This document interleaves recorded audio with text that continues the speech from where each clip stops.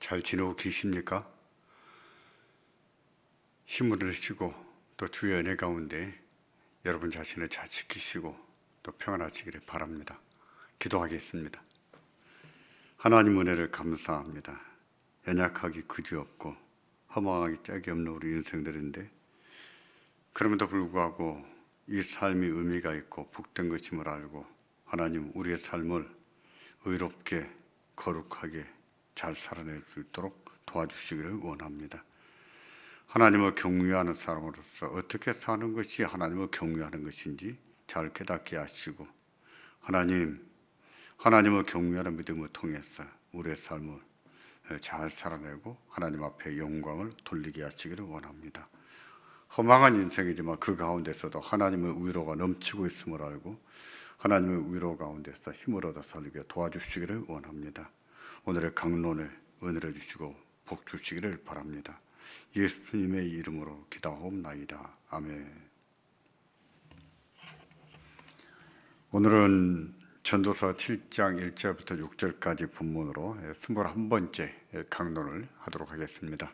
제가 본문을 받들어 읽겠습니다. 7장 1절부터 6절까지입니다.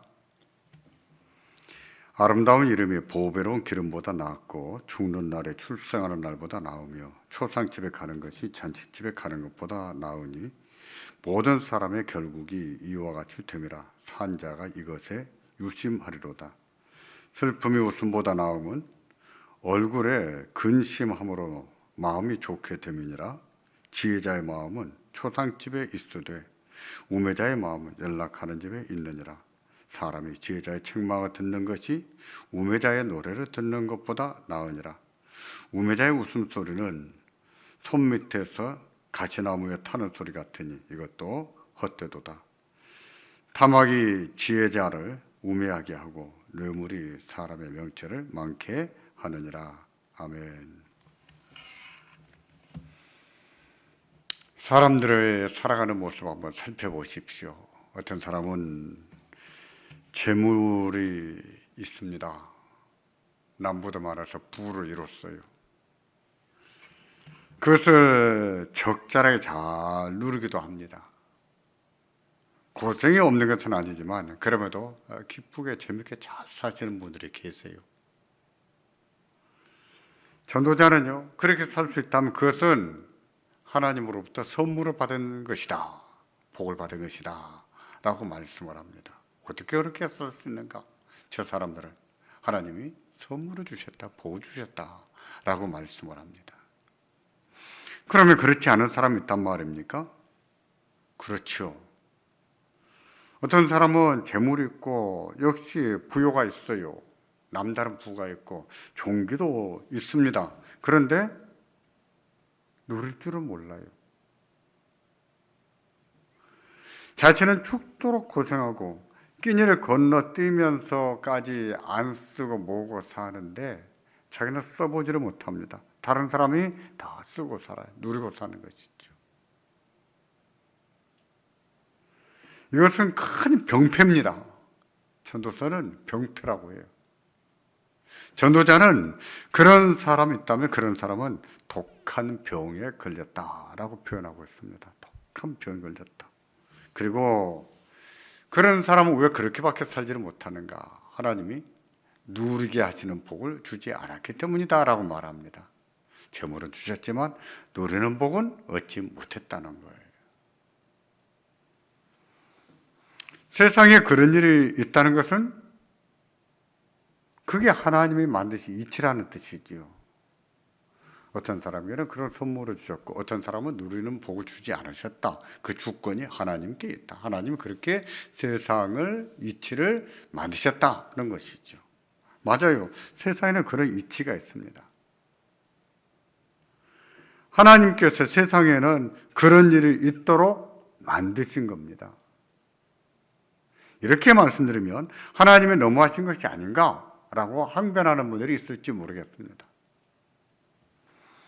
또 어떤 사람은 하나님이 정말 그러셨다면 하나님은 정의롭지 못하시다, 의롭지 못하시다 라고 하나님을 탓할지도 모르겠습니다. 왜 자신에게는 재물과 부원을 주셔도 누리는 복은 안 주셨는가? 하나님을 탓하지 않을까 싶어요. 그렇다고 하나님께 따져 물을 수 있을까요? 그렇다고 하나님을 원망하며 불신하며 살아도 될까요? 그것은 어리석은 짓이지요. 우매자의 짓입니다. 어떻게 하나님 앞에서 하나님 앞에 따져 묻겠습니까? 그건 온당치 못한 일이지요. 전도서 6장 10절을 보시면 그런 일에 대해서 말씀하는데, 그런 사람들에 대해서 이처럼 말씀합니다. 이미 있는 무엇이든지 오래전부터 그 이름이 칭한 바 되었으며, 또 사람이 무엇인지도 이미 안 바 되었나니 자기보다 강한 자와 능히 다툴 수 없느니라. 그런 일이 이미 오래전부터 있었다고 했습니다. 하나님께서 세상을 그렇게 만드셨고 사람도 그런 존재로 만드셨다고 했습니다. 세상에는 그런 일이 있어요. 예전부터. 그런데 그것이 불만이라고 하나님 앞에 따져 물을 수 있겠느냐? 하나님을 상대로 다툴 수 있겠느냐? 묻는 겁니다. 너에게는 누리는 복을 안 주셨다고 해서 하나님을 온당치 못하다고 하나님을 추궁하며 하나님 앞에 덤벼 보겠느냐는 겁니다. 하지만 인간보다 강하신 분 누구죠? 하나님이세요. 어떻게 하나님과 다퉈 보겠습니까? 그건 온당하지가 않은 일이라는 뜻이에요. 재물과 부와 종기를 소유만 하고 누리지 못하는 분들은 제발 좀 누리고 살라고 하면 그분들이 누리고 살까요? 재물과 부를 소유하고 누릴 줄 모르는 것은 독한 병에 걸렸습니다라고 몇 번 동안 몇 번 설교를 했습니다. 그렇다고 해서 그분들이 독한 병을 고쳐서 재물을 좀 누리면서 부를 누리면서 살까요? 못합니다. 못해요. 아무리 전도서 설교를 들어도 아낄 줄만 알지, 쌓아 모을 줄만 알지, 쓸 줄을 모르고 누릴 줄을 몰라요. 독한 병에 걸렸다니까요. 지독한 병에 걸렸어요.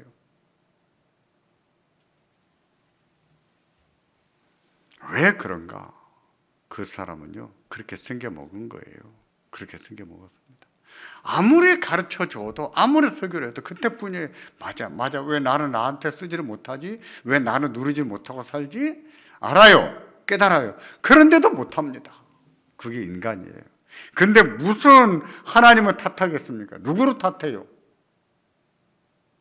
자기가 그렇게 생겨 먹었는데 어떻게 하나님을 탓하겠어요? 부모가 벌어서 자식들이 누리고 사는 경우도 있습니다. 부모는 하나도 누려보지 못하는데 자식들은 잘 누리고 사는 경우가 있어요. 그것을 억울하다고 하겠습니까? 자기 자식이 누리는데 그거 가지고 하나님을 원망하겠습니까? 그러지는 않지요. 비록 부모는 고생하지만 자식들이 잘 커주면 그것도 허무한 삶 중에서도 나름 위로고 보람이라 할 수 있지 않겠어요? 그렇습니다. 자신은 누리고 살지 못했지만 나름 보람을 느낄 거예요. 그러므로 허무하다고 해서 인생을 거부하지 말아야 됩니다. 허무하다고 해서 하나님을 상대로 싸우듯이 하나님을 원망하지 말아야 돼요. 그분들을 가르쳐 드려도 못 고친다니까요. 근데 무슨 하나님을 원망합니까? 가르쳐 드리는데도 못하는 거를. 인간은 유한한 존재입니다. 하나님이 정해놓으신 한계 안에서 살 수밖에 없는 존재예요. 하나님, 저한테는 왜 부와 재물을 주시면서 왜 누리게 하지 못했습니까? 따져 물을 수 있는 존재가 아니에요. 인간은 유한하지만 그럼에도 불구하고 더불어 사는 법을 배워야 됩니다. 비록 나는 누리고 살지 못한다고 해도, 다른 사람 누리고 산다고 해도 함께 사는 법을 배워야 됩니다. 그것이 인생이에요. 그렇게 살아야 됩니다. 하나님을 믿는 믿음으로 그렇게 살아야 돼요. 우리가 인생은 유한한 존재라는 것을 받아들여야 됩니다. 잘 받아들일 줄 아는 것이 믿음이에요. 우리가 주인입니다. 얼마나 연약한지, 얼마나 무력한지요, 무능한지요. 그렇다는 것을 받아들이고 그런 삶을 사랑하고 아끼고 살아야 돼요. 그렇게 살 줄 아는 것이 믿음이라니까요. 그렇다고 해서 한탄하면서 비통해하면서 억울하면서 우울하게 살아가는 것이 믿음이 아니란 말이에요. 허망하지만 이것이 인생이지. 그렇게 살다 보면 그 삶 가운데 또 하나님의 위로가 있습니다. 은혜가 있어요. 그러므로 받아들이고 사는 것이 중요합니다. 받아들이고 사는 것. 오늘부터는 전도서 7장을 강론하겠습니다. 6장에서는 해 아래서 일어나는 일들을 살펴보았어요. 해 아래서 일어나는 일들. 근데 7장에서는 죽은 후의 일들을 논합니다.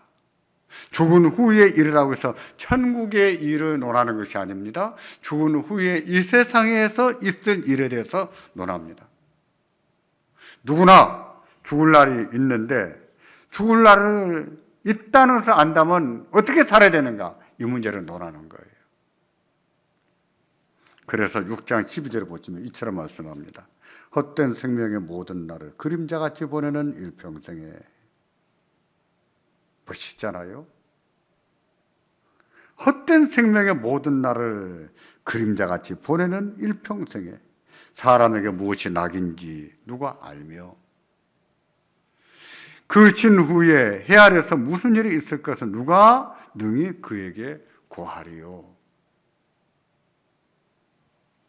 인생은 어떤 존재인가? 인생은 허무한 존재이고 그림자 같은 존재라고 했습니다. 그림자 같은 삶을 산다 그랬어요.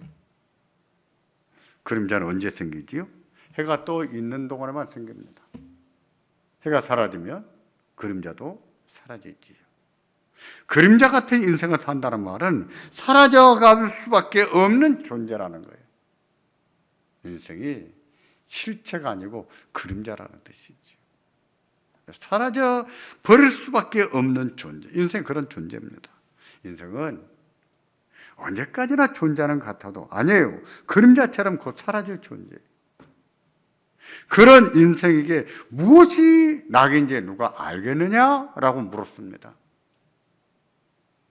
그림자같이 사라져버릴 인생들인데 그렇게 허무한 존재인데 무엇이 낙인지 무엇이 진정한 낙인지 누가 알겠느냐?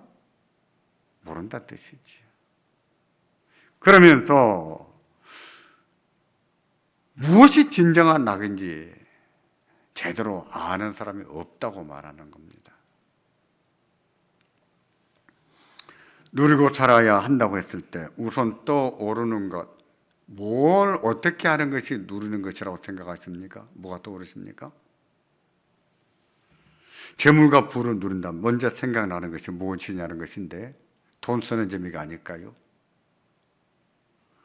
좋은 옷을 사 입거나 좋은 차를 사거나 좋은 집을 사들이거나 명품 가방을 사거나 이런 것이 아닐까요? 누린다고 했을 때 대개 이렇게 소비를 또 올릴 수 있습니다. 이것도 전혀 포함하지는 않아요. 않지는 않아요. 대개는 재물과 부를 누린다고 했을 때 소비를 생각합니다. 그러면 하나님께서 재물과 부를 누리라고 하셨을 때 그 누리는 기쁨이 소비의 기쁨일까요? 소비의 기쁨, 돈을 쓰는 재미도 있거든요. 그게 다일까요? 그렇지 않습니다. 돈이 있으면 남보다 편리하게 살 수 있죠. 남보다 좋은 것을 사 입을 수 있고 남보다 비싼 음식도 사 먹을 수 있겠죠. 그걸 두고 재물과 부를 누린다 이렇게 말하는 것일까요? 그렇지 않습니다. 만일 그런 것을 두고 누리는 것의 전부인 것으로 알고 돈 쓰는 재미로 세상을 산다면 무엇이 낙인지 아직도 모르고 있는 것이죠. 그런 사람은 인생은 허무해질 것을 내다보지를 못하고 있는데 그렇게 사는 자체가 더 허무할 수 있어요. 그게 낙인줄로 알고 산다면.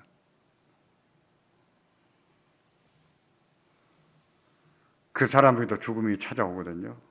진짜 허망해질 수 있습니다. 그게 낙인 줄로만 알고 산다면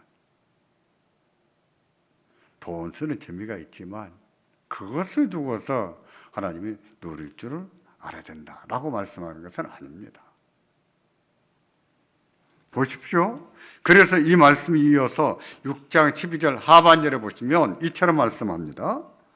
신후에 그 신후에 해 아래서 무슨 일이 있을 것을 누가 능히 그에게 구하리요. 그 신후라고 하는 말은 그 몸이 죽은 후에 라는 말이에요. 그 사람이 죽은 후에 무슨 일이 있었는지를 누가 그 사람에게 구하겠느냐 라고 말하는 것인데, 죽은 다음에는 세상에서 자기한테 무슨 일이 일어나는지 알 수가 없다는 거예요. 모르고 산다는 것입니다. 우리가 진정으로 예수 그리스도를 구세주로 영접하고 죄 사함을 받았다면 우리는 죽은 후에 하나님 나라에서 영광을 누릴 것입니다. 그러나 그것 말고 우리가 죽은 후에 이 세상에서 무슨 일이 있을지 아느냐 묻는 거예요. 무슨 일이 있을까요? 우리가 죽었다고 가정을 해보십시오. 그 다음 할 일이 무엇입니까? 내가 죽었다고 장례식을 치러주겠죠. 가족들과 성도들과 주인들이 모여서 나의 장례식, 우리의 장례식을 치러줄 거예요. 그 치른다고 소란을 피울 겁니다. 많은 조문객들이 오거나 가고 또 조문객들이 찾아오지도 않거나 하겠죠. 가족들은 장례를 치른다고 또 식사 대접도 하고 술 대접도 하고 또 그리 하겠지요. 근데 그 조문객들 중에 어떤 사람은 우리의 죽음을 슬퍼하고 아까워할 겁니다. 조금 더 살았어야 되는데. 나의 죽음을 아까워하면서 애통해하고 또 가족들을 위로하고 살았을 때 좀 더 잘 찾아봐 주지 못한 것에 대해서 미안할 겁니다. 어쩌면 그들은 우리가 죽은 지 오래돼도 우리들을 기억해 주고 또 그리워하고 고마워할지도 모르겠어요. 그래야 되거든요. 그런 일이 있어야 됩니다. 하지만 어떤 사람은 조문은 왔지만 우리의 죽음을 애석하게 여기지 않을 수 있습니다. 슬퍼하지도 않고 조문은 왔지만 체면 치르러 왔지 추모하는 마음으로 오지 않을 수 있어요. 저도 들어봤습니다만은 조문 와서 하는 말에 아이 저 양반 잘 죽었어 라고 말하는 분도 있었더라고요. 더 일찍 죽었어야 했는데 아이 이제 죽었어 라고 말하는 분들이 있어요. 나의 죽음에 대해서 어떤 사람들은 그와 같이 말할 수도 있다는 것이지요. 우리를 조금 더 좋게 기억해 주지를 않을 수 있다는 것입니다. 우리가 죽었을 때 사람들은 어떤 반응을 보일까요? 이 두 가지 종류 사람 중에 그 사람들은 어떤 반응을 보이겠습니까? 우리의 죽음을 진정으로 애석하게 여기고 애통하면서 마음 아파할까요? 아니면 우리의 죽음을 보면서 야, 참 잘 죽었다. 좀 더 일찍 죽었어야 되는데 인자 죽었냐? 이렇게 말하지는 않을까요? 어떤 반응을 보일까요? 어떤 반응을 보일지는요, 우리가 하기 나름이죠. 우리가 살아서 사는 동안에 우리 하기 나름이죠. 우리 하기 나름에 따라서 우리의 죽음을 진정으로 가슴 아파하고 애통하면서 나의 죽음에 대해서 조문하는 일이 있을 것이죠. 우리가 어떻게 살았느냐에 따라서 결정되는 겁니다. 우리가 어떻게 살았느냐, 우리가 명예를 지키며 살았다면 사람들은 나의 죽음을, 우리의 죽음을 애통해하면서 우리의 삶을 추모할 겁니다. 살아가면서도 한 번씩 기억해 주겠죠. 좋은 추억으로도 기억해 주겠죠. 고마운 마음으로 기억해 주겠죠. 추모하는 겁니다. 하지만 잘못 살았다면, 명예롭게 살지 못했다면 장례식 때만 아니라 우리 죽은 다음에도 잊어먹든지 아니면 어쩌다 생각나면 또 한 번씩 욕을 해주겠죠. 아이, 그 자식 살았을 때에 참 왜 그렇게 못되게 살았는지 몰라 라고도 말할 수 있겠죠. 우리에게 아직 생명이 살아있을 동안에 하나님이 나에게 부와 재물을 주셨는데 그것을 누리고 산다고 했을 때 이것을 어떻게 누리고 살았냐에 따라서 우리의 죽음에 대해서 반응하는 사람들의 태도가 달라진다는 뜻입니다. 누린다는 것은 그런 관점에서 이해를 해야 됩니다. 본문 7장 1절을 보겠습니까? 그래서 이처럼 말씀합니다. 같이 보겠습니다. 아름다운 이름이 보배로운 기름보다 낫고 죽는 날이 출생하는 날보다 나으며. 아름다운 이름은요, 명예롭게 살다가 명예를 지키고 산 사람을 말합니다. 보배로운 기름은 향기가 좋은 기름인데 고대에서는 아주 귀중한 귀중품이었어요. 여기에서 풍족한 삶을 살다가 죽은 사람을 비유하는 것인데, 정리하면 명예를 지키고 사는 사람이 풍요롭게 살다가 죽은 사람보다는 낫다는 것이죠. 명예를 잘 지키고 사는 사람은 풍요를 누리면서 그냥 자기한테 발라가면서 살다가 죽은 사람보다 훨씬 낫다는 거예요. 그걸 언제 알 수 있다고요? 죽을 때 알 수 있습니다. 죽은 후에 사람들이 어떻게 생각하는지, 어떤 말을 하는지, 어떤 반응을 보이는지 그걸 보면 알 수 있어요. 인생은 명예롭게 잘 살았는지 그렇지 않은지 내가 죽었을 때 조문하겠다고 찾아오는 사람들 또 찾아오지 않겠지요. 그런 사람들의 태도를 보면 알 수 있다는 겁니다. 생각해 보십시오. 부자로서 풍요롭게 살다가 죽은 사람과 명예롭게 살다가 죽은 사람 중에 누구의 죽음을 더 애석해 할까요? 명예를 지킨 사람이지요. 사람들은 누구를 더 아까워합니까? 누구를 더 추모합니까? 명예를 지킨 사람이에요. 근데 그 사람에게 부가 있어요. 재물이 있어요. 근데 그것을 자기한테 바르고 사는 것이 아니라 자기도 누리고 살지만 누린다고 했을 때 가난한 이웃들을 돕고 불행한 이웃들을 돕고 산다면 그때 가서는 내가 죽었을 때 그 사람들이 얼마나 고마워하고 그동안에 대해서 내 죽음을 얼마나 애통해하면서 슬퍼하겠냐 말입니다. 그 사람은 부와 재물을 가지고 있으면서도 명예를 지킨 사람이지요. 하지만 졸부들 가지고 있는데 베풀지도 모르고 어려운 이웃들을 도울지도 모르고 쓸지도 모르고 그냥 모으고만 사는 사람들, 그런 사람에 대해서 조문객이 많을지는 모르겠지만 그대로 조문은 거칠한 인사에 지나지 않습니다. 진심으로 애석해하거나 슬퍼하거나 고마워하지 않습니다. 사람들이 조문하면서 진심으로 애석하게 여기고 고마워하고 또 추모하는 것은 명예를 지킨 사람이에요. 명예를 지킨 사람. 그런 의미에서 죽는 날이 출생하는 날보다 낫다고 했습니다. 여러분께서도 그렇게 생각하십니까? 늙어서 죽는 날이 이 세상에 태어난 날보다 더 낫다고 생각하십니까? 아마 그렇게 생각하지 않을 거예요. 태어난 날이 더 낫다고 생각하지.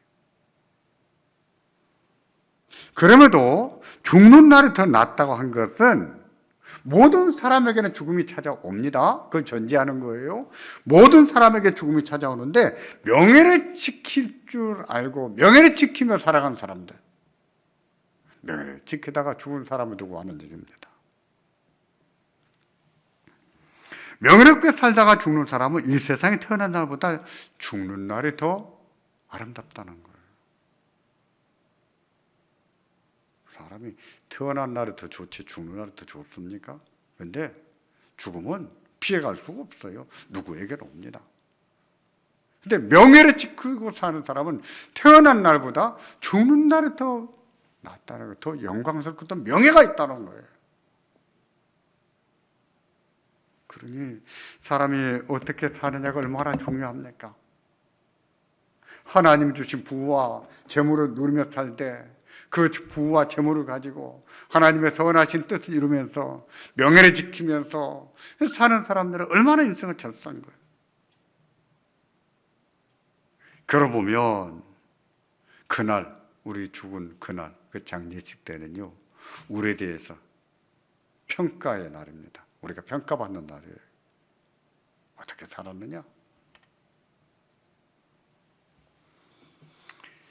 죽을 때만 아니라 사람은 일생을 살면서 종종 사람한테 평가받고 삽니다.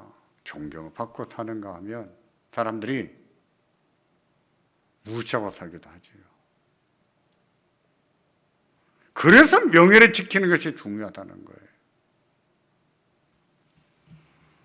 우리 하나님은 그러시거든요. 하나님은 명예를 지키시는 하나님이세요. 하나님의 이름을 걸고 그 명예를 소중하게 여기시는 하나님이세요. 시편 23편 3절을 보십시오. 내 영혼을 소생시키시고 자기 이름을 위하여 의의 길로 인도하시는도다. 자기 이름을 위해서, 이 말씀이 하나님의 이름을 걸고 라는 뜻이에요.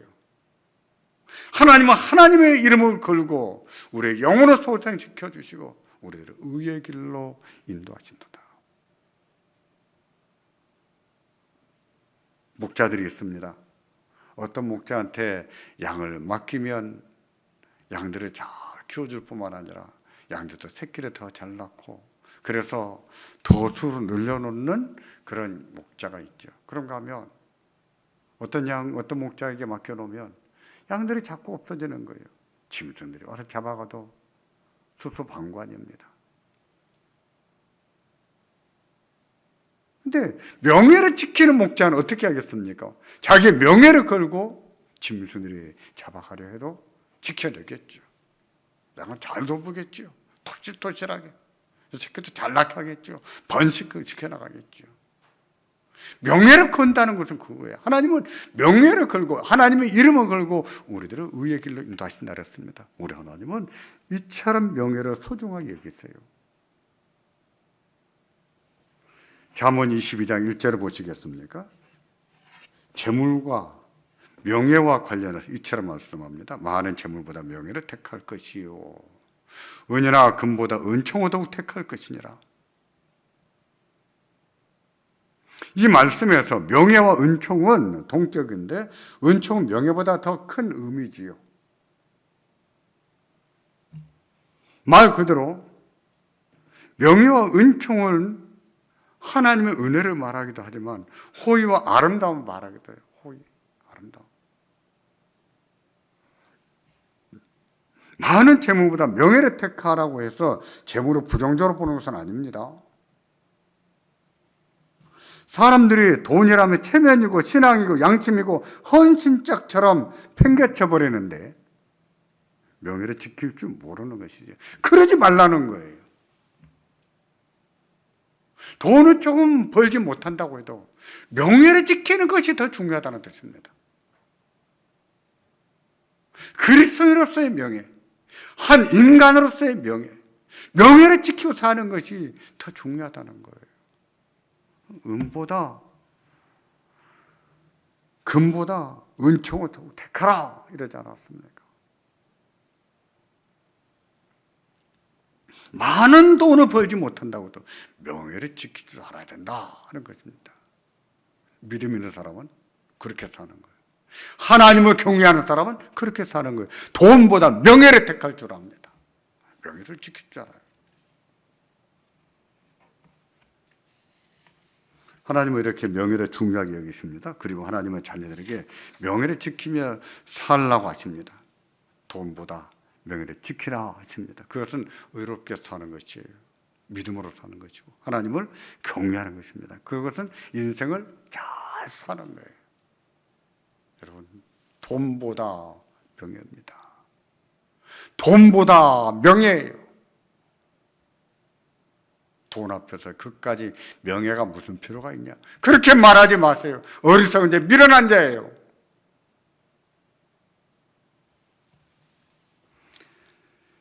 재물과 부를 누린다고 했을 때 하나님이 주신 재물과 부를 자신의 안위와 쾌락만 사용해서 위해서만 쓴다는 것은 명예를 지키는 것이 아니지요. 가난한 자들과 어려운 이웃들을 도울 줄 모르는 것은 명예롭게 사는 것이 아닙니다. 그런 사람은 죽을 때 허망할 겁니다. 그의 죽음을 애석하게 여기질 않을 거예요. 슬퍼하지 않을 거예요. 잘 죽었다. 딱 하나님이 주신 재물과 부로 지 배만 잔뜩 채우고 살더지만 니도 죽었구나 이럴 거예요.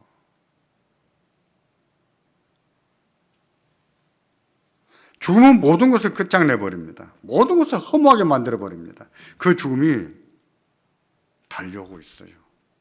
죽음이 달려옵니다. 마주 달려옵니다. 무엇처럼 달려올까요? 무엇처럼 빨리 올까요? 비행기처럼요? 실감이 안 나죠. KTX처럼요? 기차처럼? 옛날 사람들은 물같이 또는 화살같이라고 비유를 했습니다. 인생 그렇게 빨라요. 그렇게 빠르다는 것은 그만큼 급속도로 죽음이 찾아오고 있다는 뜻입니다. 우리에게는 죽음이 찾아오고 있어요. 죽음이 찾아옵니다. 문제는 우리가 죽었을 때 사람들이 우리의 죽음을 어떻게 보겠는가가 중요한 것인데, 명예를 지키고 사는 사람들,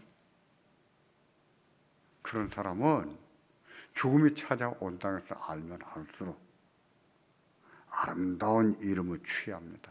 명예를 지켜나가는 것이죠. 부자로 풍요롭게 살기보다는 명예를 지키며 살기를 더 좋아하지요. 이런 사실을 강조하기 위해서 본문은 이제 일관되게 장례식에 관한 얘기를 합니다. 2절을 보시겠습니까? 7장 2절에는 초상집에 가는 것이 잔치집에 가는 것보다 낫다 그랬어요. 그래 배우거든요. 초상집에 자주 가셔야 돼요. 나에게도 이런 날이 오고 있구나 깨달아야 됩니다. 그러면 이제부터라도 어떻게 살아야 되는가? 내가 명예를 지켜야지. 돈보다 명예가 더 중요하지. 각성하라는 것이죠. 3절에서는 슬픔이 웃음보다 낫다고 했는데 이 슬픔은 장례식의 슬픔이에요. 웃음은 잔치집의 웃음소리를 말합니다. 근데 장례식에서의 슬픔, 비록 눈물을 흘리며 슬퍼하지만 그 눈물은요, 오히려 마음의 병을 씻어낸다는 뜻이죠. 잔치집의 웃음소보다는 더 우리들을 영혼을 새롭게 하고 믿음을 새롭게 하고 건강을 새롭게 하는 은혜지요. 6절에는 이 웃음, 잔치집의 웃음에 대해서 이처럼 말합니다. 우매자의 웃음소리는 손 밑에서 가시나무에 타는 소리 같으니 이것도 헛되도다. 장례식에 가서 마음을 슬퍼하고 애통하는 것은 잔치집에서 웃는 것보다 낫다 그랬어요. 잔치집에서 웃어대는 것이 당연한 일이겠지만 그 장례식의 그 아픔, 슬픔을 모른 채 웃어대는 것은 무엇 같은가? 손 밑에서 가시나무에 타는 소리와 같다. 죽음이 다가오는 것도 모르고 명예를 지킬 줄도 모르는 사람은 무엇 같은가? 손 밑에서 가시나무가 타는 것 같다. 손 밑에서 가시나무가 탄다는 말은 소리만 요란하지 데워지지가 않는다는 뜻입니다. 물을 덮이지 못한다는 뜻이에요. 그만큼 허망하다는 뜻이죠. 허망한 인생을 살고 있다. 그러기에 잔치집에 가는 것보다 장례식에 가는 것을 더 좋아해야 된다라고 말하는 거예요.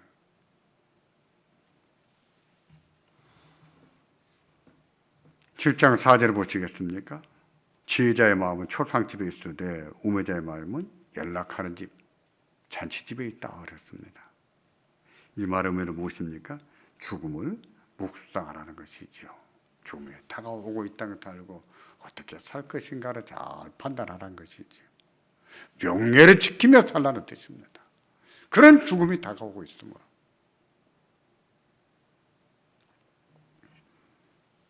우리는 죽을 때 심판을 받습니다. 하나님 앞에서 영원한 심판을 받지만 사람들도 죽은 사람을 조문하면서 우리의 삶에 대해서 심판하지요. 참 이분의 인생을 잘 살다 가셨다. 이 양반은 죽음을 개판으로 살고 가셨다. 우리의 죽음을 두고 살아있는 사람들이 심판하는 것이죠. 판단하는 것이죠. 어떤 사람은 한심하게 여기고 잘 죽었다라고 말할 거예요. 조금 더 슬퍼하지 않으면서. 하지만 명예를 지키고 산 사람은 우리의 죽음 앞에서 칭송할 겁니다. 정말 고생 많이 하셨습니다. 이제는 하나님 품에서 평안을 누리시고 영광을 누리십시오. 그동안 참 감사했습니다. 명예를 지키고 사는 사람들이 듣는 말이지요. 고맙습니다. 우리가 하나님의 자녀로서 자부심도 있어야 돼요. 긍지가 있어야 됩니다. 그럼 명예를 지킬 줄 알아야 돼요. 명예를 지키기 위해서는 때로는요, 기꺼이 손에도 불 줄 알아야 됩니다. 명예를 지키기 위해서는 때로는 권리도 포기할 줄 알아야 돼요. 명예를 지킬 수 있다면 부도 내놓을 줄 알아야 돼요. 재물을 쓸 줄 알아야 돼요. 선한 일. 그때 가면 압니다. 우리가 어떻게 살았는지. 언제요? 우리의 장례식 때.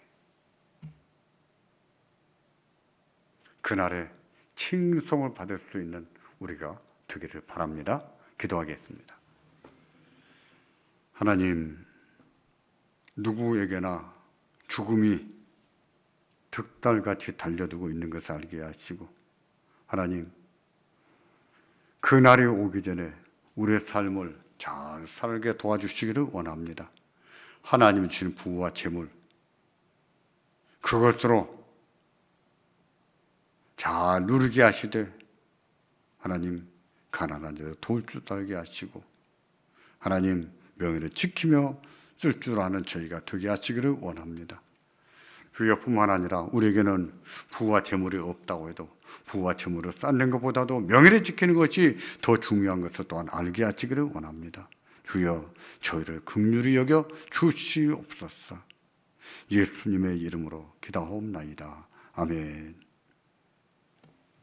21번째 강론을 마쳤습니다.